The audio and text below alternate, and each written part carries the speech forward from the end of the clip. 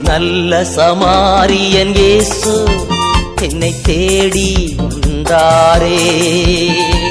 நல்ல சமாரியன் இயேசு என்னை தேடி வந்தாரே. பிரியமானவர்களே, வாரும் ஒரு குறிஞ்சிற தலைப்பிலே இந்த நாளுமாக எலிசாவின் 2 ஜெபங்களின் தலைப்பிலே நாம் தியானிக்க இருக்கிறோம். 2 ராஜாக்கள் 2 அரசர்கள் 6ஆம் அதிகாரம் 17ஆம் வசனத்திலே, அப்பொழுது எலிசா விண்ணப்பம் பண்ணி, கர்த்தாவே இவன் பார்க்கும்படி இவன் கண்களை திறந்தவிடும் என்றான். உடனே கர்த்தர் அந்த வேலைக்காரன் கண்களை திறந்தார். இதோ எலிசாவை சுற்றிலும் அக்கினிமயமான குதிரைகளாலும் ரதங்களாலும் அந்த மலை நிறைந்திருக்கிறதை அவன் கண்டான். கிறிஸ்துவுக்கு பிரியமானவர்களே, எலிசா தீர்க்கதரிசி ஒரு மலை மேல் இருக்கிறார் தன் வேலைக்காரன் கேகாசியோடு. அப்பொழுது அவரை பிடிப்பதற்காக கூட்டம் ரதங்களோடும் நிறைய இராணுவ தலைவர்களும் மலையை சுற்றி நிற்கின்றார். வேலைக்காரனை பார்த்து, ஐயோ நாம் தப்பிக்க முடியாதே, எல்லோரும் சூழ்ந்து கொண்டார்களே என்று பயப்படுகிறார். ஆனால் எலிசா தீர்க்கதரிசி பார்வை வேறு. கேகாசி என்பவன் மாம்சப்பிரமான கண்களை திறந்து பார்த்தான். ஆனால் எலிசா தீர்க்கதரிசி ஆண்டவர் கொடுத்த ஆவிக்குரிய கண்களை திறந்து பார்க்கிறார். அக்கினிமயமான ரதங்களும் குதிரைகளும் இங்கே நிற்பதை பார்க்கிறார். இவை எப்பொழுது அவருக்கு வந்தன என்றால், நாம் பார்க்கிறோம் 2 அரசர்கள் 2ஆம் அதிகாரம் 11ஆம் வசனத்திலே, அவர்கள் பேசிக்கொண்டு நடந்து போய் இதோ அக்கினி ரதமும் அக்கினி குதிரைகளும் அவர்கள் நடுவாக வந்து இருவரையும் பிரித்தது. எலியா சுழற்காற்றில் பரலோகத்துக்கு ஏறி போனார். அந்த அக்கினி ரதமும் குதிரைகளும் எலிசாவுக்கு துணையாக இங்கே இருப்பதை எலிசா பார்க்கிறார்.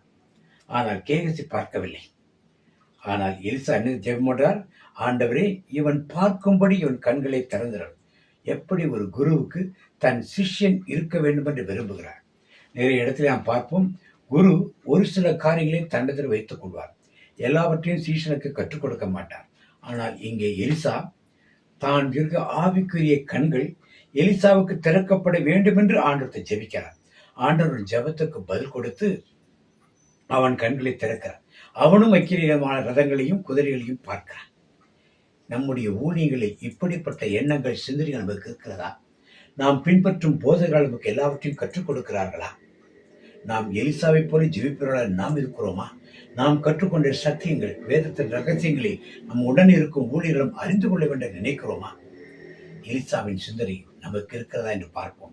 2வது காரியம், 2வது ஜெபம். 2 அரசர்கள் 6ஆம் அதிகாரம் 18ஆம் வசனத்திலே, அவர்கள் அவனிடத்தில் வருகையில் எலிசா கர்த்தரை நோக்கி விண்ணப்பம் பண்ணி ஜனங்களுக்கு கண்மயக்கம் உண்டாகும்படி செய்யும் என்றான். எலிசாவுடைய வார்த்தையின்படி அவர்களுக்கு கண்மயக்கம் உண்டாயிற்று. இப்பொழுது அவரை சுற்றி இருந்த மக்கள் அவரை பிடிப்பதற்காக நெருங்கி வருகிறார். இப்பொழுது ஆண்டவர் எலிசா இன்னொரு ஜெபம் செய்கிறார். ஆண்டவர், இவர்களுக்கு கண்கள் மயக்கம் அடைபடிக்கும், கண் தெரியாமல் போகும்படி செய்யும் என்று அந்த படையிலுள்ள அத்தனை பேருக்கும் கண்மயக்கம், கண்கள் தெரியாமல் போய்விடும். எலிசா அவர்களையும் அழைத்து கொண்டு போய் சமாரியா ராஜாவிடத்தை கொண்டு போய் அங்கே வைக்கிறான். வைத்துட்டு கண்கள் திறக்கப்பட்டவுடன் எல்லாரும் பார்க்கிறார்கள், நாம் மாட்டிக்கொண்டோம் எதிரிடத்திலிருந்து. அந்த பயம் இருக்கும்போது சமாரியா ராஜா கேட்கிறான், எல்லாத்தையும் நான் வெட்டி போட்டுட்டான்னு கேட்கிறேன். இதெல்லாம் நீ பிடிச்சிட்டு வந்த ஆள் கிடையாது, நான் பிடிச்சிட்டு வந்த ஆட்கள். அவருக்கு நல்ல சாப்பாடு போட்டு தண்ணியை கொடுத்து அனுப்பிச்சுடுன்னு வேறு விருந்தொன்றை ஏற்படுத்தி அவரை அனுப்புகிறான். தன்னை பிடிக்க வந்த எதிரிகளை, தன்னை கொல்ல வந்த எதிரிகளை மன்னிப்பது மட்டுமல்லாமல் அவருக்கு நல்ல சாப்பாடு கொடுத்து விருந்து கொடுத்து அவருடைய மனம் மாற திரும்ப அழைத்து வைத்த அந்த எலிசாவின் 2வது ஜெபம் உங்களுக்கு எனக்கும் இருக்கின்றதா? கண்களை மயக்க குருட்டாட்டம் செய்யவில்லை என்றால் எலிசாவை பிடித்திருப்பார். ஆனால் உருட்டாட்டம் பண்ணி ஒரு ராஜாவிடத்தில் கொண்டு போய் விட்டு அவர்கள் தனக்கு எதிராக வராத வண்ணம் பார்த்து அவர்களுக்கு உணவளித்து உபசரித்து அழி அனுப்புகிற அந்த நல்ல பண்புகள் எலிசாவிடத்தில் இருந்தது. அதை கேகாசிக்கும் அவர் கற்றுக் கொடுத்தார். இன்றைய நாளுமாக நீங்களும் நானும் இந்த எலிசாவின் ஜெபத்தை பற்றி தியானித்த நாம் ஒரு ஊழியக்காரராக இருக்கலாம், ஒரு விசுவாசியாக இருக்கலாம், ஒரு மூப்பராக இருக்கலாம், அன்பிய தலைவராக இருக்கலாம், வின்சென்ட் பால் தலைவராக இருக்கலாம், மரியாயின் சனி தலைவராக இருக்கலாம், அல்லது ஏதேனும் ஒரு பொறுப்பில் நம்முடைய ஆலயங்களில் கொயர் கிளாஸில் பொறுப்பாக இருக்கலாம். இருக்கிறது பெருசல்ல. இந்த எலிசாவின் 2 ஜெபங்களும் என்னோடு இருக்கின்றன என்று பார்ப்போம். எனக்கு தெரிந்த மியூசிக், எனக்கு தெரிந்த பாடல், எனக்கு தெரிந்த ஞானத்தை என் உடன் இருக்கும் மற்றவர்களுக்கு நான் கற்றுக் கொடுக்கிறேனா? ஆனால் நான் மட்டும்தான் செய்ய வேண்டும் என்ற எண்ணத்தில் நான் இருக்கிறேனா? எலிசா போல எனக்கு எதிராக வந்தவர்களை நான் தண்டிக்கும் நோக்கத்தில் இருக்கிறேனா? அவர்களை வாழ வைக்கும் நோக்கத்தில் இருக்கிறேன் என்று எலிசாவை போல இருக்க நாம் கற்றுக்கொண்டோம். பங்கிலே பெரிய பதவிகளிலும் பொறுப்புகளிலும் இருப்பது பெருசல்ல, பெரிய ஊழியக்காரர் என்பது பெருசல்ல.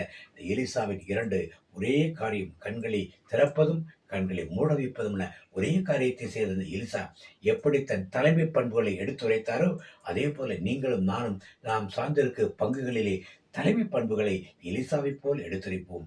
அதுதான் கிறிஸ்துவை பற்றி அறிவிக்கும் ஒரு நற்செய்தியாகும். இயேசுவுக்கு புகழ், இயேசுவுக்கு நன்றி.